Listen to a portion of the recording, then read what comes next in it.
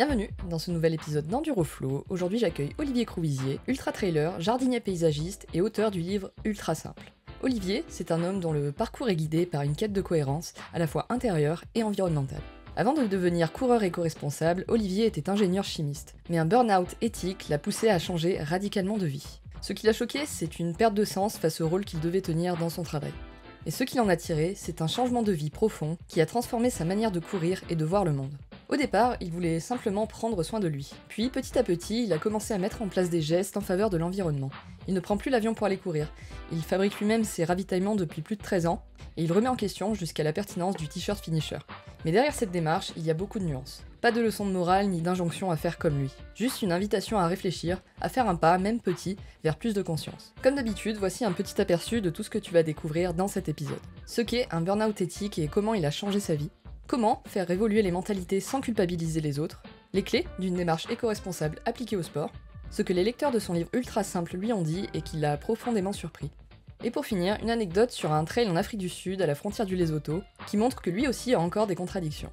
Avant de te laisser avec l'épisode du jour, comme d'habitude, si le podcast te plaît, pense à t'abonner, à partager l'épisode autour de toi et à nous laisser une revue 5 étoiles. Sans plus de transition, je te laisse apprécier mon entrevue avec Olivier Crouisier.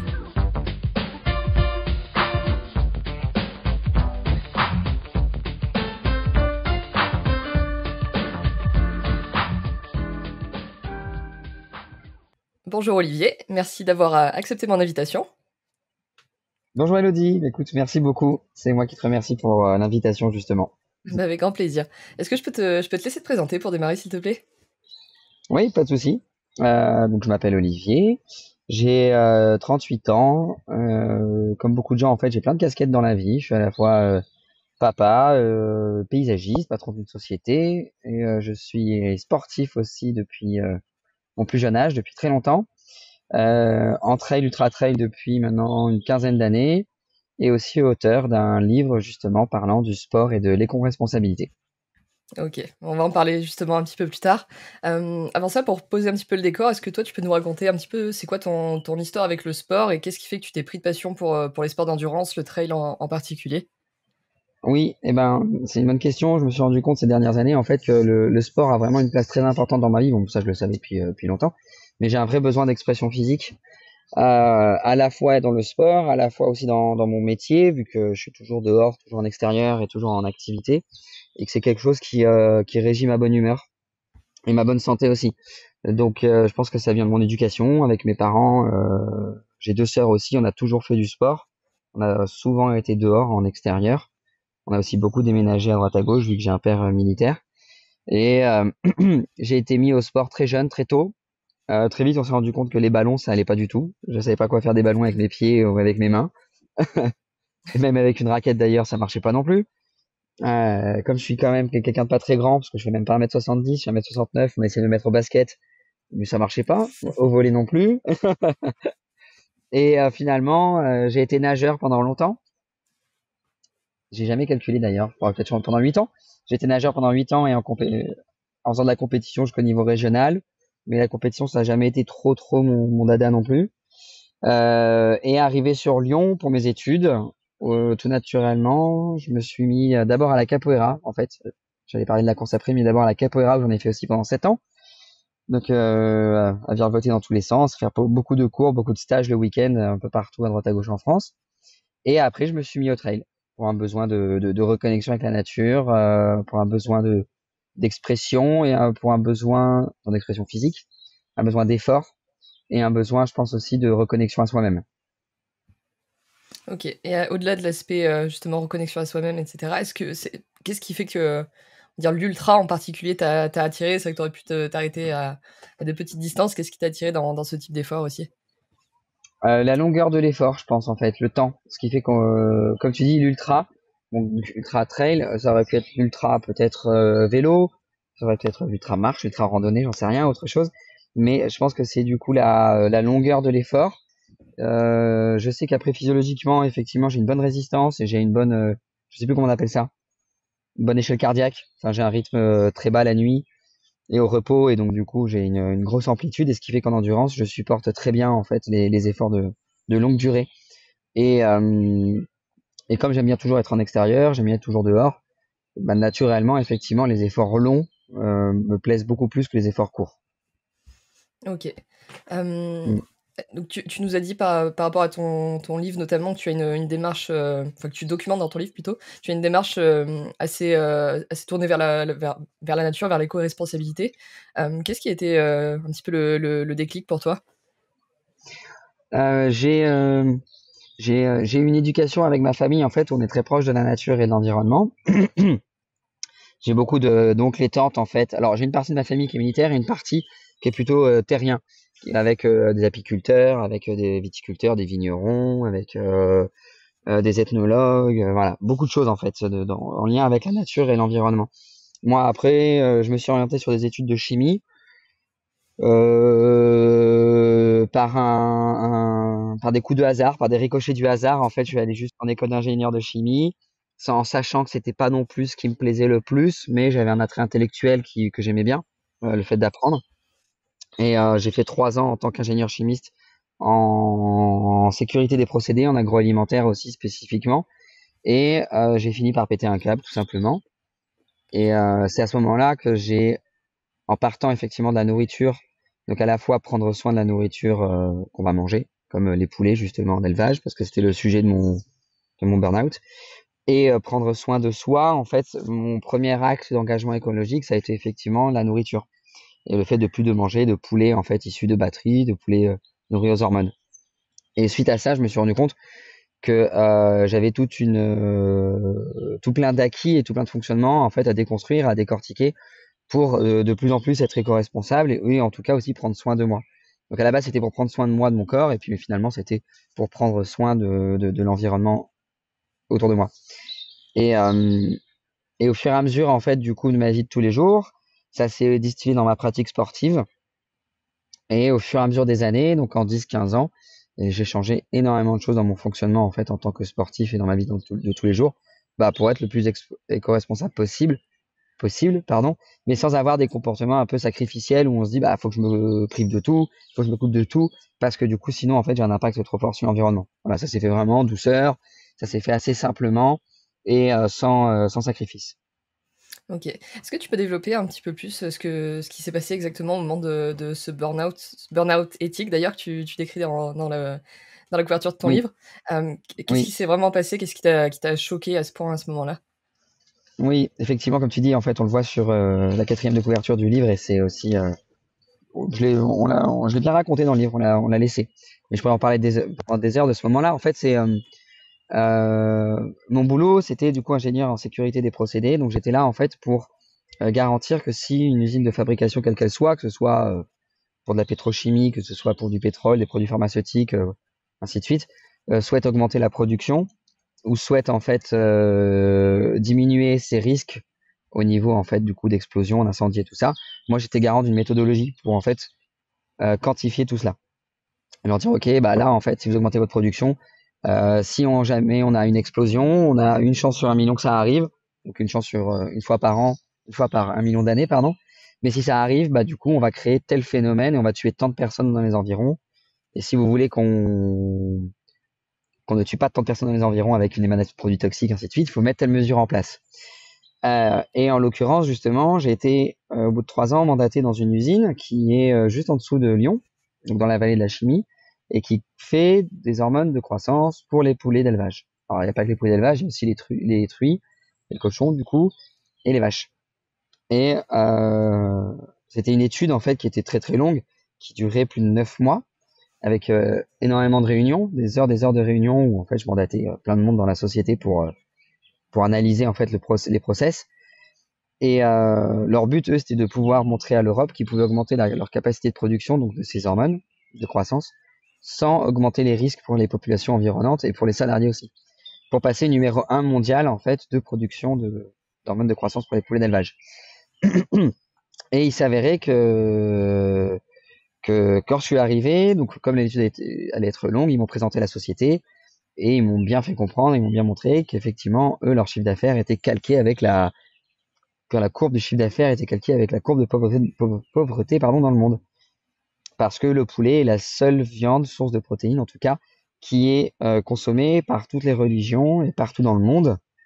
Et c'est la viande la moins chère qui existe. Parce que en 30 jours, on passe d'un poussin à un morceau de cuisse de poulet dans l'assiette. Donc voilà. Et moi, ça m'a déjà profondément choqué, cette réalité.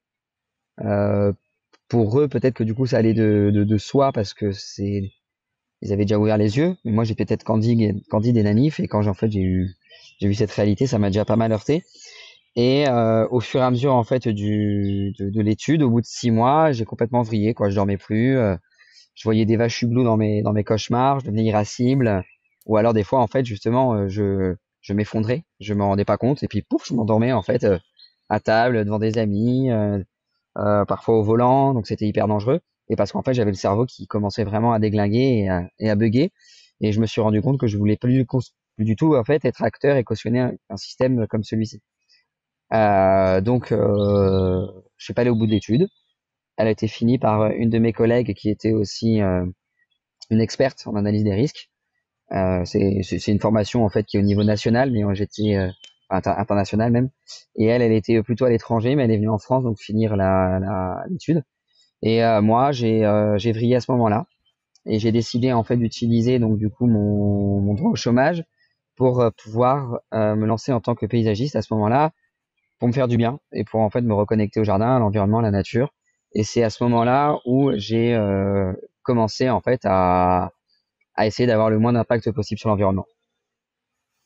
Ok. Et comment a Ouais, réagi ton entourage? Est-ce que globalement les gens ont compris ta démarche? Ou est-ce que pour certains ça a été un peu difficile à comprendre?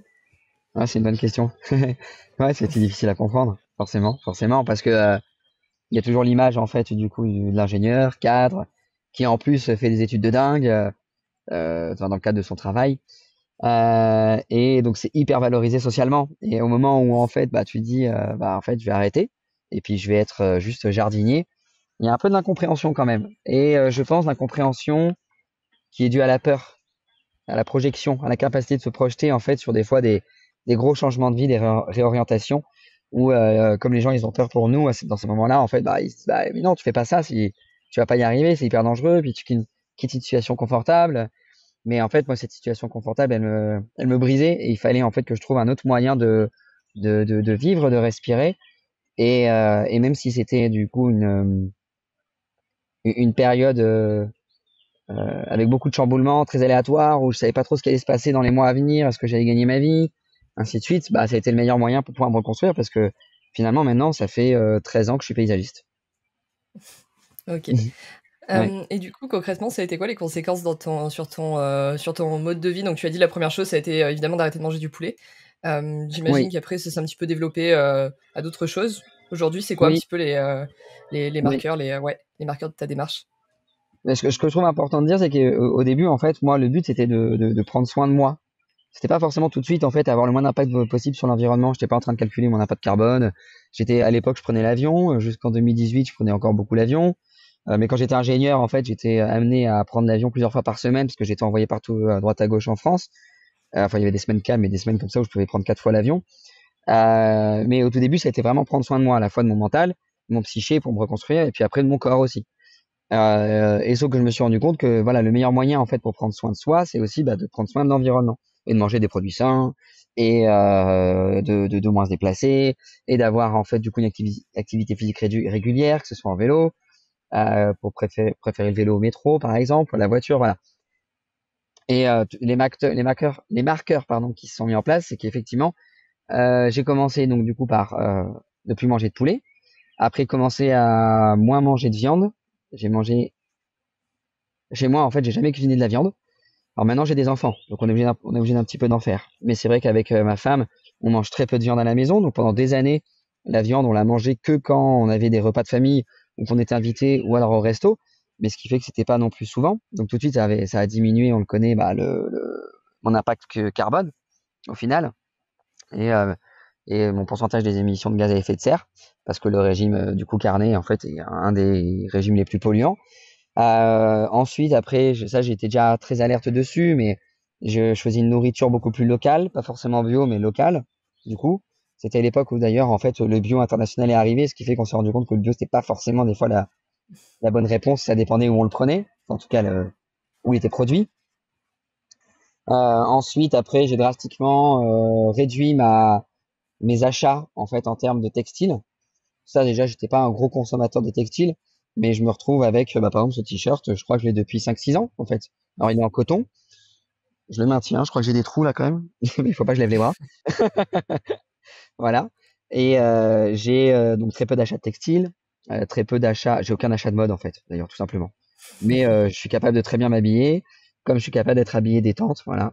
Et ça s'est projeté aussi dans le sport petit à petit après, où j'ai arrêté de prendre des t-shirts finisher, où je me suis rendu compte que finalement, si j'avais, en tout cas pour l'été, 3 tenues de course à pied, bah, c'était largement suffisant, quoi. 3 shorts, 3 t-shirts, bah, c'est tout bon.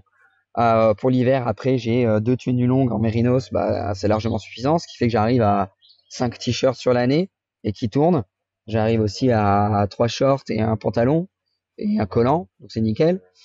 J'ai aucun problème en fait et je peux toujours pratiquer et continuer aussi en fait à performer dans le sport. Voilà. Et après, petit à petit, quand en fait un changement était acquis, ben je me mettais en fait à un petit peu à réfléchir au biais de mes écoutes des podcasts notamment, de me dire ah ben en fait c'est vrai que je pourrais peut-être aller sur tel domaine et essayer de voir si je peux pas améliorer certaines choses. Voilà. Et donc par exemple, l'avion, je l'ai quand même pris jusqu'en 2018-2019.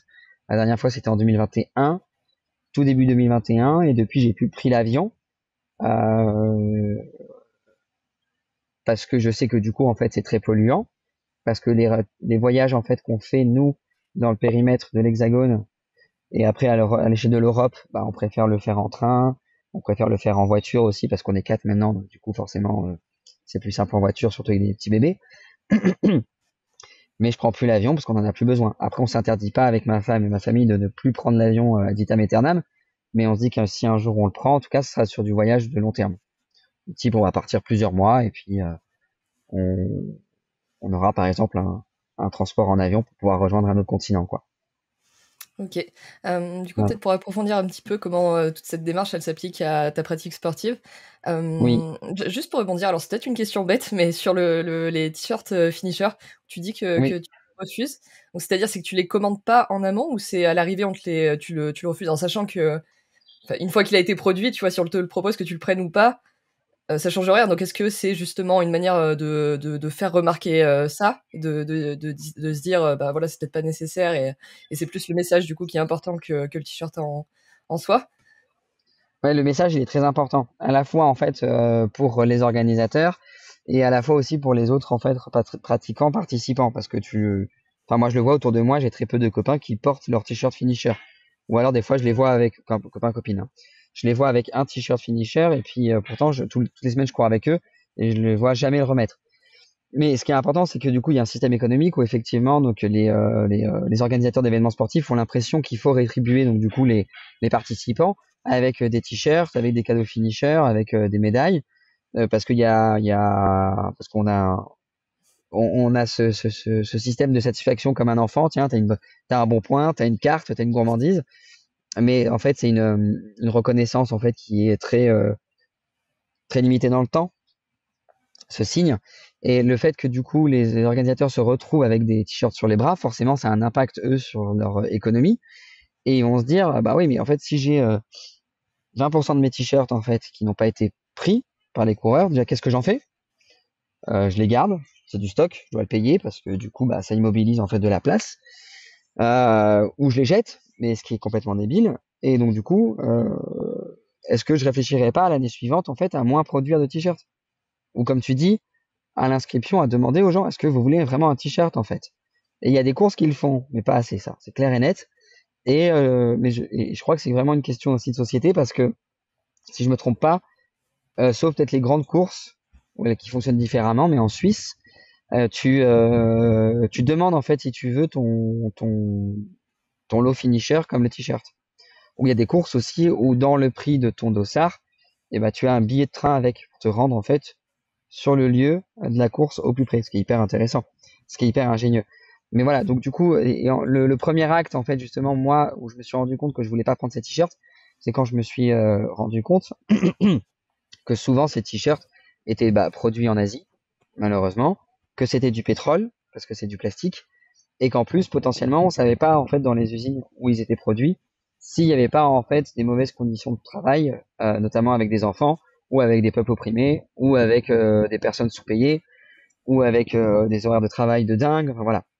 Et je crois que c'était l'époque où il y a eu des incendies en Birmanie, je crois, dans les usines qui produisaient les vêtements de chez Zara, si je me rappelle bien.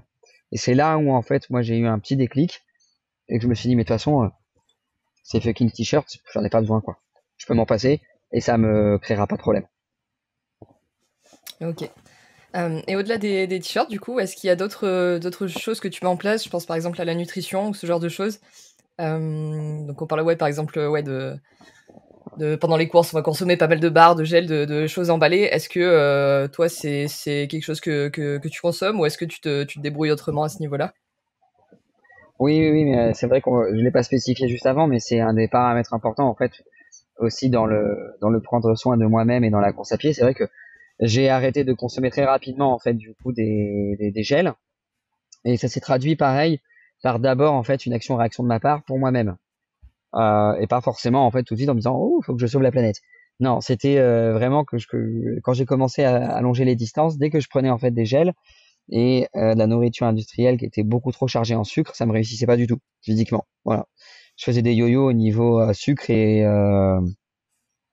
insuline. Et donc, du coup, je faisais hyperglycémie, hypoglycémie, à tel point où des fois, je suis allé assez loin, où j'étais à la limite de perdre connaissance, en fait, justement. Et je me suis dit, waouh, il y a vraiment un truc qui colle pas. Et Marion Delépierre, donc du coup, qui est ma grande amie depuis le lycée, que tu as eu sur le podcast aussi, et qui est championne du monde de trail, qui est médecin et donc du coup spécialisée aussi en nutrition. Elle m'a dit, je pense Olivier, en fait, que c'est le sucre que tu ne supportes pas. Et j'ai un régime quotidien où je prends très peu de sucre, de manière générale, et pourtant j'ai un palais sucré de dingue, j'adore le sucre. Je parle de sucre rapide, hein, parce que du coup des sucres lents avec le pain, avec les pommes de terre, les patates, et les pâtes, pardon, j'en mange. Hein. Mais du coup du sucre rapide, j'en prends très peu, et ce qui fait que quand j'en prends, bah, le corps il fait ouh, c'est la fête. Sauf que c'est tellement la fête qu'après quand je fais du sport, ben, je me sens pas bien. Donc en fait j'ai arrêté comme ça la nourriture industrielle sportive, et je me suis mis à essayer de faire mes propres barres énergétiques. Alors c'était marrant parce que pardon, c'est à l'époque aussi où j'ai commencé à être paysagiste. Et avec un copain, on s'est dit, lui il est boucher, donc il avait un labo. Tiens, on va peut-être faire lancer une barre comme une biscuiterie en fait pour faire des barres sportives. Et qu'on voulait la barre des pentes parce que on voulait appeler pardon la barre des pentes parce qu'il y a les pentes de la Croix-Rousse dans Lyon et que c'est là où il avait son labo. Euh, et j'avais déjà quelques petites recettes. Bon, ça s'est jamais fait. On avait quand même fait une étude de marché. On s'était dit quel prix, quel point de vente, tout ça, c'était cool. Et et donc depuis 13 ans, effectivement, je fais ma nourriture pour mes épreuves sportives et pour mes entraînements. Alors, j'ai quelques fois pareil, non, comment on dit? Bon, pas quelques fois, j'ai quand même une barre, en fait, du coup, énergétique du commerce dans la poche. Parce que comme tout le monde, bah, des fois, j'ai pas le temps de cuisiner ou j'ai pas le temps de préparer. Donc, je peux avoir une barre Cliff, je sais pas, qui traîne, et bah, je la prends. Et au moins, si jamais j'ai un pépin, au lieu de tomber dans les pommes au bord du chemin, eh ben, j'ai quelque chose à manger quand même. Voilà. Et même quand en fait je fais des épreuves solo, quand je pars sur un 100 km solo, donc en off, eh ben j'ai toute ma nourriture. Et là, des fois, sur vraiment de la longue endurance, et c'est sans faire de la compétition, ma nourriture, elle ressemble à la nourriture que je peux avoir au quotidien, avec des crêpes salées, avec des tortillas, ou à l'intérieur, je peux avoir du fromage, je peux avoir du concombre, de l'endive, du gomasio, voilà. Il y a vraiment plein de choses différentes. Et comme, et moi, le principe de base que je me suis donné, c'est que j'ai une nourriture au quotidien qui m'est adaptée, que mon corps connaît très bien, et ben je vais adopter en fait le même régime pendant mes épreuves sportives et pas en fait lui amener une nourriture qu'il ne connaît pas ou qu'il ne connaît que trop peu parce qu'on fait pas des épreuves en fait de 10, 20 heures, 30 heures toutes les semaines. Et comme ça au moins je sais que mon corps va savoir comment en fait diriger, assimiler et tirer un maximum parti de cette nourriture. Voilà. Ok. Et tout à l'heure, tu nous disais que du coup, dans toutes ces mesures que tu as mises en place, c'était important pour toi de ne pas tomber dans l'extrême, de pas avoir la sensation de te priver, du moins, de Oui. rester, voilà, que ce soit quelque chose qui soit viable au quotidien. Est-ce qu'aujourd'hui, il y a encore des choses que tu aimerais changer, mais où tu te dis c'est pas encore le bon moment, je suis peut-être pas prêt encore à ça, et si je le fais, je vais peut-être ressentir de la frustration ou ce genre de choses. Oui, oui, oui. Alors, suite à ta question, en fait, il me vient deux pistes de réponse. J'ai d'abord les chaussures. Mes chaussures, elles sont en plastique aussi. Donc, du coup, c'est du pétrole. Et je suis plutôt à tendance minimaliste, mais je reste quand même avec des chaussures complètement fermées. Et je me dis que peut-être qu'un jour, en fait, j'irai vers les semelles, tout simplement, comme les Tahumara, par exemple, ou la marque Panta Sandal, je crois. Ouais. Mais déjà, je sais que je vais avoir besoin d'une transition en fait biomécanique qui va me demander du temps. Et là, pour l'instant, j'ai pas la charge mentale disponible pour le faire. J'ai besoin en fait de courir pour m'exprimer, et pour être à l'aise en fait. Je veux pas être dans une transition si radicale pour l'instant, mais peut-être que j'y viendrai un jour.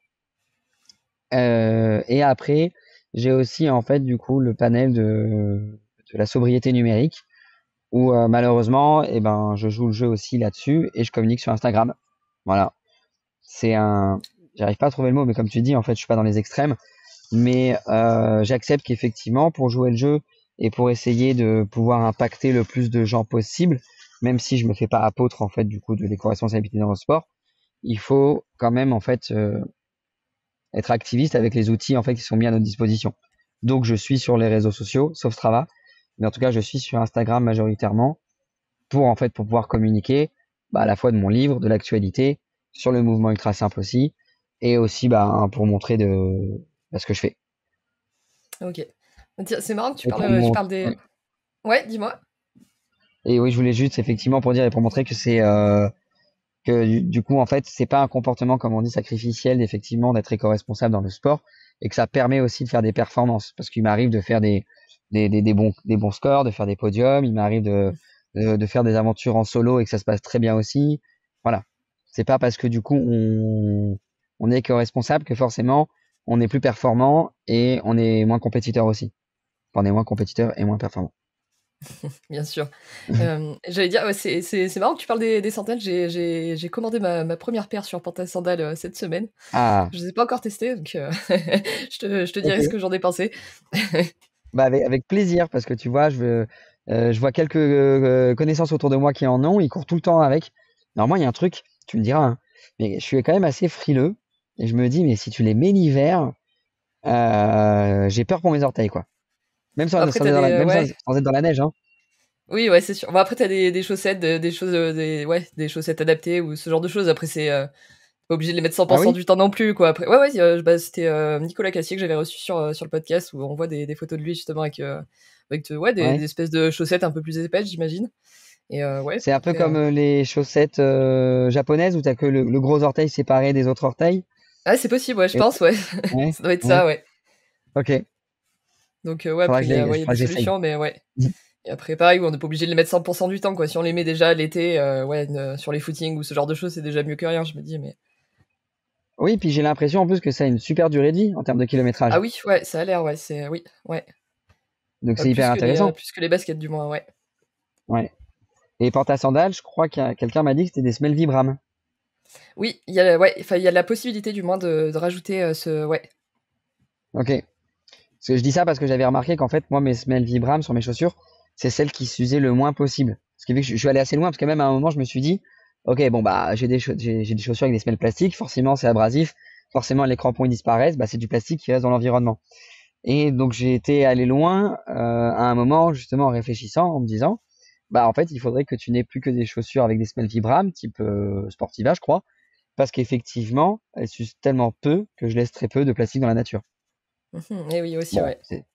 c'est des petits microplastiques, mais si tout le monde fait l'effort, c'est la quantité qui fait l'effet. Ouais, c'est sûr, le colibri. Mm, voilà. Du coup, j'allais dire, quand des personnes comme toi, tu vois, ont une démarche qui est quand même très positive, je pense qu'il y a une petite réactance psychologique de la part de certaines personnes qui, eux, sont peut-être pas prêts à faire cet effort-là ou se sentent pas forcément concernés, qui vont ressentir ça un petit peu comme une atteinte à leur propre liberté, alors qu'au final, on leur a rien reproché. Est-ce que toi, tu as des critiques un petit peu malvenues de certaines personnes par rapport à tout ce que tu mets en place? Et ben, tu vois, effectivement, c'est marrant que tu l'abordes, c'est que, et c'est pour ça que qu'avec juste ce que je disais avant, en fait, où je suis allé jusqu'au point de me dire les semelles, lesquelles étaient les moins polluantes. Euh, les gens, en fait, pourraient avoir peur en se disant, waouh, il va tellement loin, ce mec, que du coup, effectivement, ça crée une opposition et se dire, mais non, mais moi, je peux pas faire tout ça, c'est pas possible. Et c'est pour ça que j'insiste à chaque fois dans mon discours en disant, attendez, j'ai mis 15 ans pour le faire, tranquillou pilou. Je suis allé point par point, mais sans même avoir, en fait, une ligne rouge. C'est juste qu'à chaque fois, tous les ans ou tous les 6 mois, et ben, je me dis, tiens, je pourrais peut-être faire ci, tiens, je pourrais peut-être faire ça, et améliorer ci, améliorer ça. Voilà. Et maintenant aussi, quand les gens, en fait, ont lu le livre, je l'ai écrit d'une telle manière où, en fait, je me porte pas en tant que personne jugeante et moralisateur, ni donneur de conseils, donneur d'ordre, pardon, mais je donne plutôt des conseils et je partage ma vision des choses.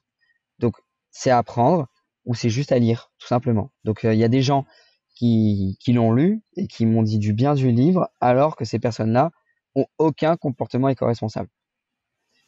Et donc, c'est là où, en fait, le discours, je trouve, il est important parce qu'il ne doit pas être culpabilisant, il ne doit pas être provoquant et il ne doit pas être dans la confrontation non plus. Donc, donc pour l'instant, j'ai eu des retours, en tout cas, sur ma démarche et sur l'ultra simplicité, qui sont tous très positifs. Et les gens, il y en a qui se mettent en opposition en disant, ce que tu fais, c'est cool, moi, je peux pas, mais continue, c'est très bien. Ça m'est pensé d'ailleurs, c'était quoi? C'était, j'avais fait le podcast Distance Plus, justement, et il y avait Ludovic Collet, donc du coup, le speaker, et c'est exactement ce qu'il avait dit. Il avait dit, bah, si tu y crois et si tu continues à le faire, c'est très bien. Si tu arrives à inspirer des gens, c'est très bien. Mais moi, en fait, du coup, je ferai jamais, en fait, tous ces efforts. Voilà. Donc, tu vois, c'est de la bienveillance au final. Et c'est ça qui est intéressant. Enfin, comment on peut être, du coup, en confrontation directe et malveillant, en fait, à partir du moment où on est d'accord sur tous sur un point, c'est qu'il faut changer nos comportements, quel qu'il soit, hein. Je parle en fait dans l'éco-responsabilité, mais ça peut être très bien aussi en fait dans l'égalité homme-femme. Ça peut être très bien aussi en fait dans, dans, dans, dans le prendre soin de l'autre, que ce soit en fait par rapport aux conditions de travail en Asie, que ce soit par exemple par le travail des enfants, par la tolérance envers d'autres religions et tout ça. Il y a que et en fait les gens qui vont être en opposition avec moi finalement, c'est des gens qui ne lisent même pas le livre et qui sont jamais en contact avec moi, qui sont pas dans la sphère, je veux dire, de ces interactions-là, que ce soit sur les réseaux sociaux, que ce soit en fait dans les librairies et tout ça.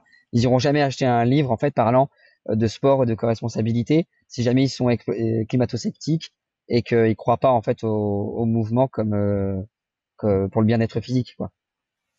Ok.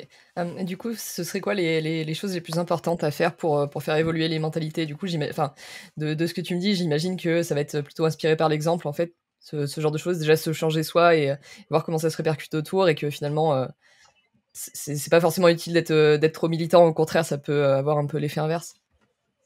Oui, je pense que il faut assumer en fait que chacun peut être un peu activiste et militant sans pour autant être dans l'exemplarité et être en fait du coup dans le sacrifice. Bah moi le premier quoi. J'ai une voiture, je me chauffe au gaz, voilà, il y a plein de choses comme ça. Quand je vois par exemple Xavier Thévenard où lui il allait beaucoup plus loin, où effectivement je crois qu'il a pas de voiture, il fait énormément de déplacements en fait, du coup en voiture, en vélo, à pied, en ski de fond. Sa maison en fait elle est passive, il n'y a pas de système de chauffage, il n'a pas de frigo et ainsi de suite. C'est un bel extrême. Ça va très loin. Euh, je suis en train de divaguer du coup là. Ta question c'était quoi déjà? Excuse-moi. C'est quoi les méthodes les plus efficaces en gros pour faire évoluer les mentalités? Que Ok. j'imagine que c'était plus ouais, inspiré par son propre exemple que plutôt avoir une démarche un peu militante, un peu trop frontale, quoi. Oui, oui, oui.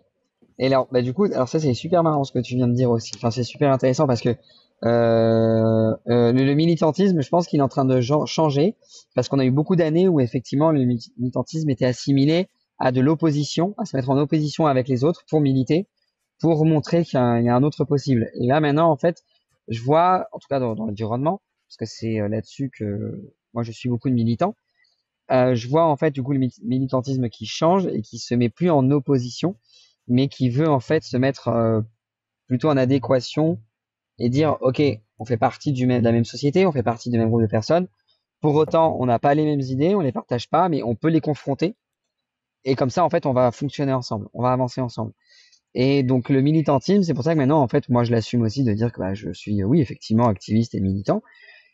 Et pourtant, j'ai mes contradictions, j'ai mes travers, en fait. Je suis pas propre à 100%, je suis pas simple à 100%. Pourtant, en fait, je promeux un comportement ultra simple dans le sport et dans l'éco-responsabilité pour justement prendre soin de soi et de l'environnement. Donc, donc fondamentalement, je pense que si en fait on revoit le militantisme pas comme une provocation, une opposition, on devient tous militants de quelque chose et en tout cas d'une démarche. Et donc c'est hyper important parce que ça va permettre de d'inspirer et de ressourcer bah, justement les gens qui se sentent perdus. Et ce que je vois en fait justement moi avec le livre, je m'y attendais pas du tout, c'est que j'ai beaucoup de retours positifs où les gens me disent waouh, j'ai comme trouvé une boussole. Là c'est moi qui mets le mot, hein. Mais en tout cas de manière générale en fait c'est ce qui ressort. Je dis je vois enfin en fait un discours impossible que je partage, que j'expérimente et qui pour autant n'est pas trop communiqué en fait.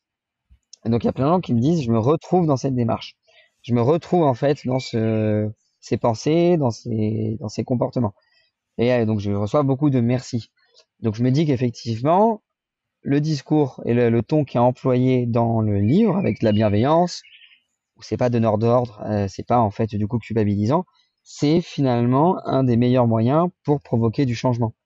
Et pour pas avoir en fait quelque chose de réactionnaire, violent et en opposition.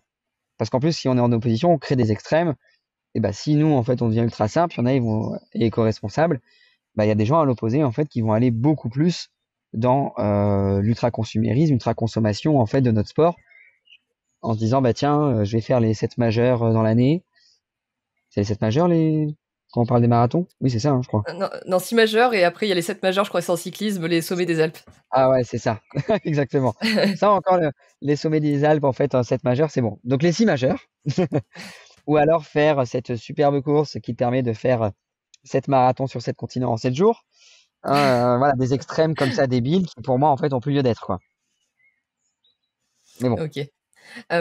Du coup, pour, parler peut-être un peu plus en détail de ton livre qu'on a évoqué plusieurs fois pendant le podcast, à quel moment tu as eu l'envie vraiment de documenter tout ça, de l'écrire sur papier? À quel moment est née l'idée et ouais, qu'est-ce qui t'a poussé à aller au bout de cette idée?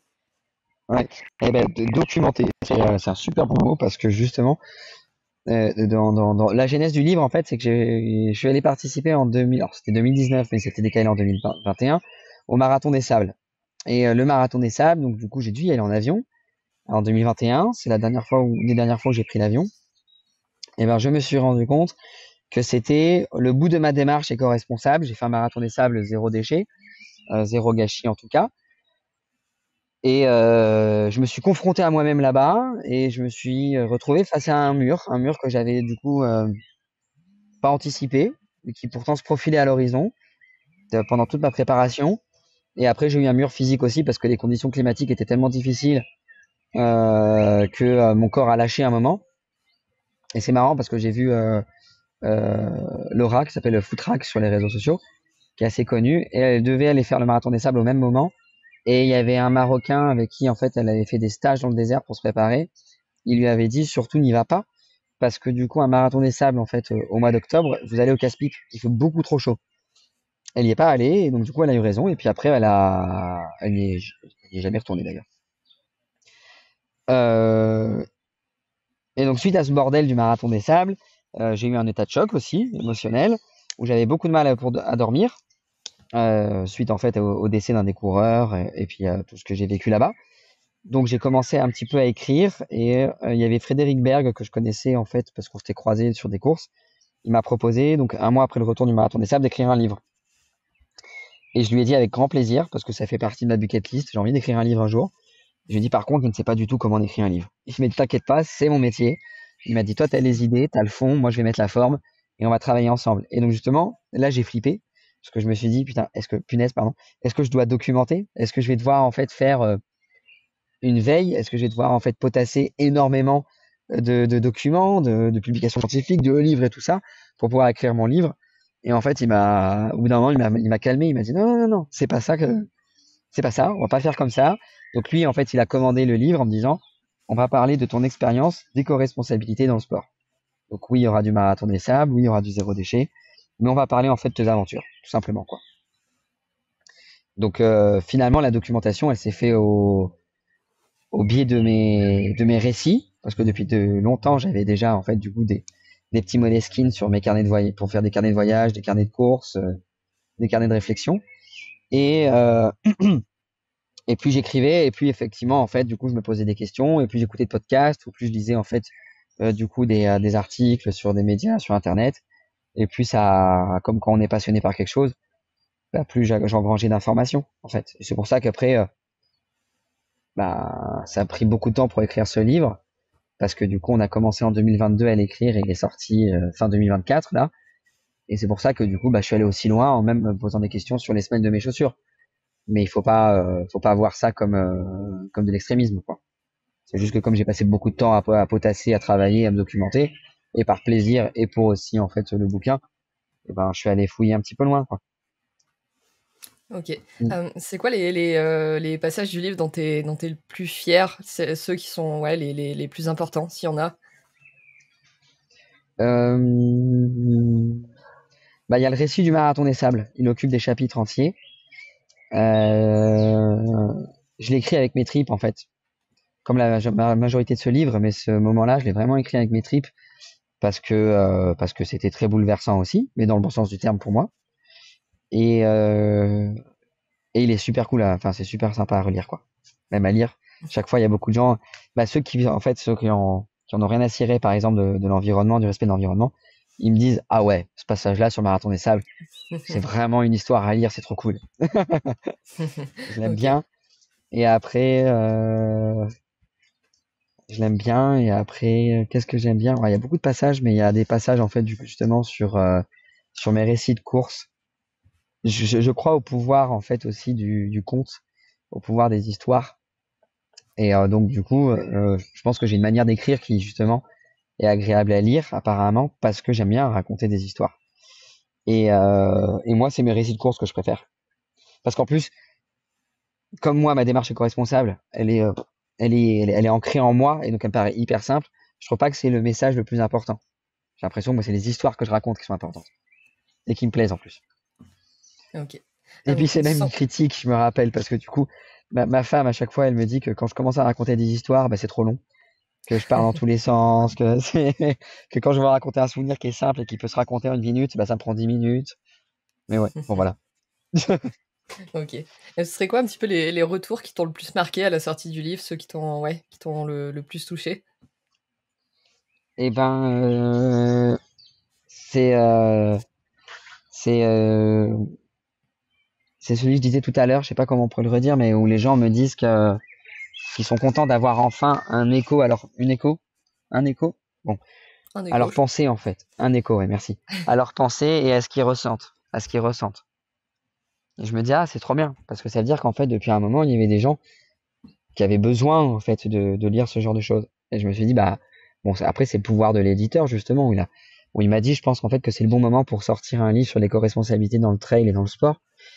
Et c'est pas le premier, bien sûr, c'est pas le dernier, et j'espère qu'il y en aura beaucoup d'autres. Mais en tout cas, il y a beaucoup de gens qui m'ont dit qu'ils avaient besoin de lire et d'entendre ça et que ça leur fait du bien. Et alors moi, de manière très humble, je pensais pas du tout que ça allait arriver. Je OK. pensais même en fait que si tu veux, le livre allait faire un peu un non-événement. Il sort, voilà, très bien. Olivier Crouvisier, personne lambda a écrit un livre, voilà. Mais en fait, non, il y a quand même beaucoup de gens qui me donnent des retours positifs. Chaque semaine, j'ai des retours très positifs en fait. Donc ça me touche beaucoup. Ouais. OK. Et au-delà du livre, est-ce que tu participes à d'autres événements, des conférences ou autres, soit pour promouvoir le livre, soit pour, véhiculer un petit peu le même message que tu essayes de véhiculer dans le livre? Eh ben, oui, j'attends des sollicitations, bah, comme de ta part, du coup, pour pouvoir faire du podcast, pour pouvoir forcément parler du livre. Après, moi, j'ai très peu d'intérêt à ce que le livre il soit vendu, à part la reconnaissance sociale, et bon, c'est aussi important. Mais en fait, ce qui me parle le plus, c'est effectivement de pouvoir parler de cette démarche et que des gens, en fait, se l'accaparent et peuvent me montrer que ce que je fais, c'est pas assez, on peut aller plus loin dans l'ultra simplicité. Après, je réponds à des sollicitations de la part, effectivement, donc de librairies qui veulent des sortes de dédicaces, donc de podcasts, comme on l'a dit, d'émissions radio, d'articles presse.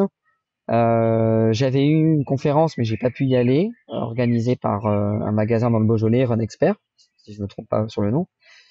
Il y a des courses qui commencent en fait du coup à communiquer avec moi en me disant qu'ils aimeraient bien peut-être faire une place en fait justement à mon discours pendant la course.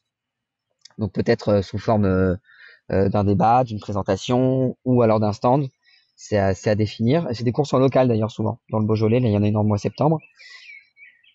Il y en a un autre qui s'appelle le Trail des Champignons. J'ai vu que ce matin l'invitation. En fait, j'ai pas eu le temps de voir où c'était ça.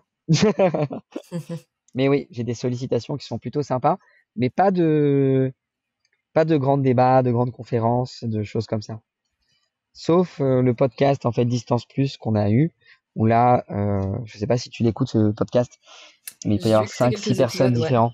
Il peut y avoir 5-6 personnes différentes, animées par Nicolas, et donc du coup, bah forcément, tu as des avis différents, donc tu as de l'opposition. Donc ça permet au moins de confronter un petit peu les idées, quoi. Ok. Parce qu'il y a des gens, il y a des gens comme ça, il y a des gens qui disent qu'ils en ont rien à cirer de la préservation de l'environnement. Ouais. Euh, Peut-être, il me reste peut-être deux petites questions plus orientées Oui, pour les auditeurs. La première, ce serait bah, très bien. pour toutes les personnes qui nous écoutent, qui commencent Oui, à se sentir de plus en plus concernées par tous les sujets qu'on a abordés aujourd'hui, oui. mais qui savent pas trop encore par quoi commencer, ouais, comment s'y prendre. Ce serait quoi un petit peu ouais, le conseil, le message que tu aimerais leur faire passer, leur dire, voilà, comment, ouais, comment est-ce que vous pouvez démarrer à votre échelle Ouais. et faire les choses bien. Eh ben, il y a plein de domaines où on peut changer, évoluer. Il y a le textile, comme on a dit, il y a les déplacements, il y a la nourriture, il y a, il y a la sobriété numérique, donc en fait utilisation des réseaux, donc avec Strava, Movit, Decathlon, Training Club. Enfin, je dis Decathlon, c'est leur application Decathlon. Instagram, Facebook, voilà, où on peut commencer en fait du coup à diminuer ça, ou même le streaming d'ailleurs si on parle pas du sport, mais qu'on parle de manière générale de la consommation numérique, quoi. Et tous ces domaines sont des îlots un peu qui sont forcément interconnectés, mais on peut s'attaquer à un seul domaine à changer sans pour autant impacter les autres. Donc garder du réconfort dans les autres comportements qu'on a. Ok, on va prendre quoi? On va prendre par exemple en ce moment, je vois il y a toujours de plus en plus de gens sur les réseaux qui sont très fiers de montrer qu'ils vont en fait s'entraîner au Kenya, euh, à Iten, pour faire des séances en fait du coup de piste et tout ça. Et c'est hyper beau, ils courent sur la terre rouge et tout ça. Bon, ok, continuez à le faire si jamais vous voulez pas en fait vous battre contre le déplacement, mais essayez de voir si sur l'alimentation ou sur le textile vous pouvez pas modifier des choses. Voilà, on peut chacun avoir ses contradictions, on peut les assumer, il y a aucun problème, mais on peut aussi en fait changer petit à petit les choses. Moi, le plus simple, je pense, c'est honnêtement l'alimentation. C'est le plus facile. Parce qu'on a tous une cuisine et que c'est facile de cuisiner. C'est sûr que si on veut changer le textile, on est toujours obligé d'acheter quelque chose. Mais en tout cas, il faut voir que du coup, je passe au sujet du textile. Il faut voir que du coup, il y a des marques qui font en fait du coup des textiles sportifs qui tiennent très très longtemps. Moi, j'ai eu par chance en fait du coup la marque Nosk qui m'a accompagné. Un des shorts que j'ai de eux, qui est sur moi là, actuellement, qui est très vieux, il a fait plus de 10 000 km de course à pied. Et je l'ai réparé une fois. Une seule fois. 10 000 km, c'est énorme quand même, c'est dingue. Donc c'est trop bien. Donc voilà, donc en fait, il faut accepter de se poser des questions. Il faut accepter d'être dans un petit inconfort quand on va changer les choses. Mais de toute façon, pour évoluer dans notre quotidien, il faut bien. Donc mon conseil, en fait, effectivement, aux auditeurs, c'est ça. C'est accepter, en fait, de vous mettre dans l'inconfort. Prenez juste un seul sujet, et traitez-le bien, et faites en sorte que du coup, ça devienne une habitude de vie. Et vous verrez, en fait, que ça va être très simple. Et que ça va pas être sacrificiel, et que ça va pas être pénible. Et ça n'empêche pas d'avoir des contradictions, et ça n'empêche pas de faire des impasses aussi à des moments, quoi. Ok. Voilà. Euh, une deuxième petite question, toujours pour nos auditeurs, que j'aurais pu te poser tout à l'heure d'ailleurs quand tu as Ouais, parlé de ta reconversion professionnelle.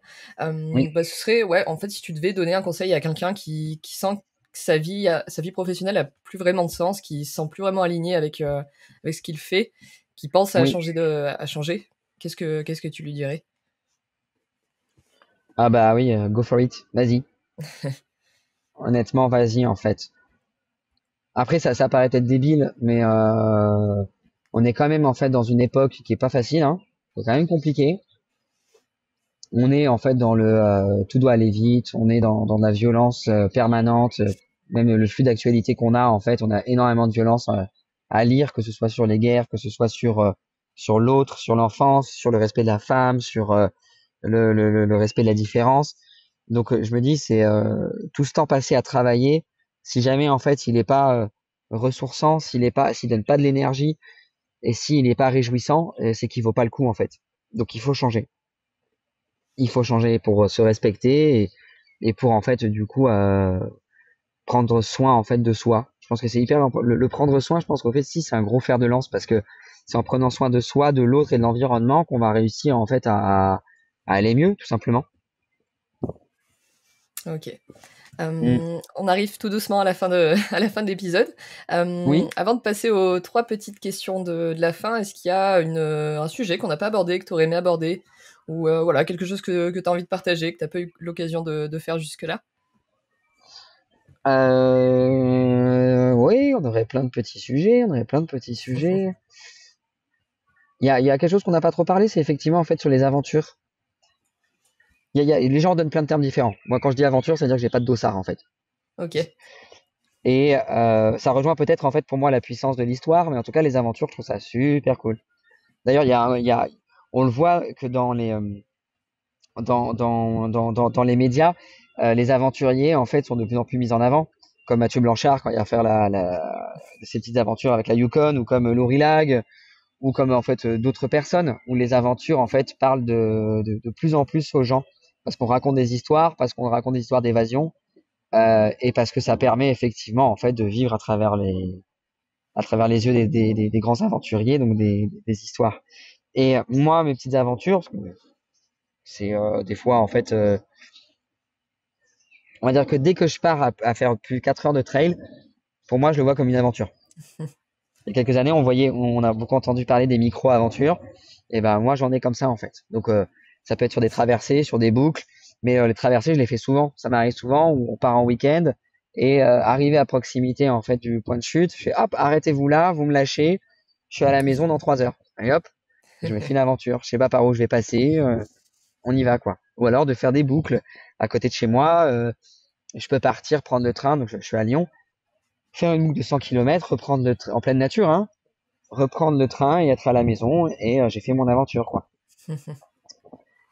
Voilà. Ok. Ce serait quoi, du coup, l'aventure qui t'a le plus marqué jusqu'ici? S'il y en a une qui t'a marqué plus que les autres? Oui, la grande traversée du Mercantour. J'ai fait ça pareil de manière totalement éco-responsable en prenant le train de Lyon pardon jusqu'à Nice si je me souviens bien, puis le bus jusqu'au nord du Mercantour et après avec deux potes, avec Jolan et Damien, on a couru pendant 5 jours sur les 250 km en fait du Mercantour avec je sais pas 14 000 de dénivelé négatif. Ah, j'ai plus en tête. Enfin, il y a plus de négatifs que de positifs parce que forcément tu rejoins la mer. Mais j'ai plus les chiffres en tête. Ça a été super cool. En plus, on l'a fait en hors saison. On se l'est fait en septembre. Et c'était trop bien. Il y avait personne. Les refuges, ils fermaient juste après notre passage. On a eu de la chance.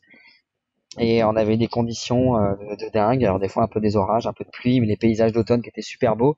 Et ça a été une de mes plus belles aventures, ouais. Et après, pareil, même à l'arrivée, on a dormi chez des amis, puis on est remonté en train. C'était magnifique. Ok. Du coup, Ouais. du coup, pour conclure l'interview, il me reste 3 petites questions rapides à te poser. Ok. La première, ce serait, est-ce qu'il y a un livre qui t'a particulièrement marqué durant ta vie? Oui. Alors, il y a une édition que j'adore comme beaucoup, c'est les éditions Guérin, ces fameux, alors Paulsen Guérin maintenant, c'est ces fameux livres rouges qu'on voit en fait dans les refuges ou qu'on voit à Chamonix du coup. Et moi, c'est le Born to Run de Christopher McDougall, je vais y arriver. Il est très connu comme livre, mais j'ai adoré parce qu'effectivement, on en parlait tout à l'heure avec les pantasandales et courir, voir courir pieds nus ou voir courir juste avec des semelles rafistolées sous les pieds. Et ça m'a beaucoup en fait du coup captivé, inspiré. Ce livre parlant en fait du coup de minimalisme, d'humilité, de lien au corps, à la nature, c'est quelque chose que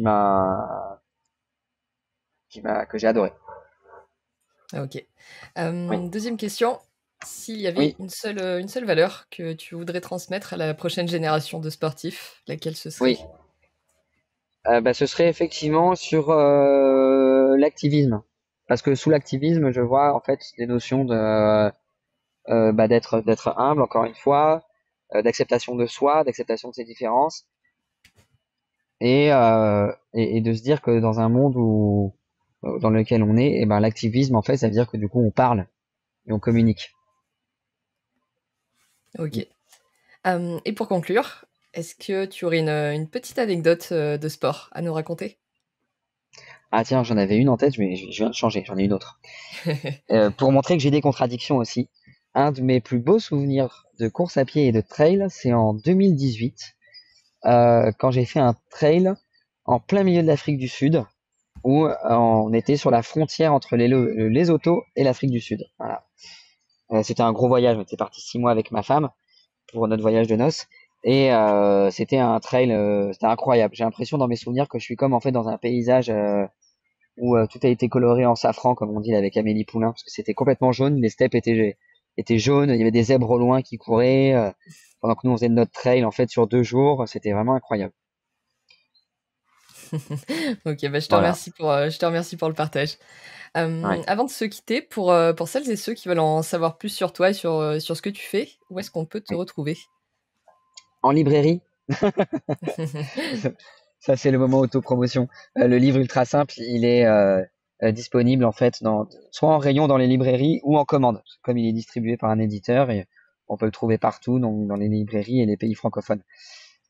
Sinon, effectivement, je suis sur Instagram, pas beaucoup actif, mais je suis sur Instagram quand même. Et sinon, eh ben, écoute, dans ce fameux podcast ou dans d'autres podcasts. Ok, ça marche. Bah, je Après, c'est mettrai. vrai que si on m'envoie un message, je réponds en général. Des fois, je les vois qu'au bout d'une semaine ou deux, mais je réponds. Ok, par email du coup plutôt ou par Instagram? Non, ouais, Instagram, c'est bien. Après, email, c'est possible aussi. Ok, ok, ça marche. Oui, Bah écoute, je te remercie beaucoup pour tout ce que tu nous as partagé aujourd'hui, pour ta bonne humeur. C'était c'était très agréable.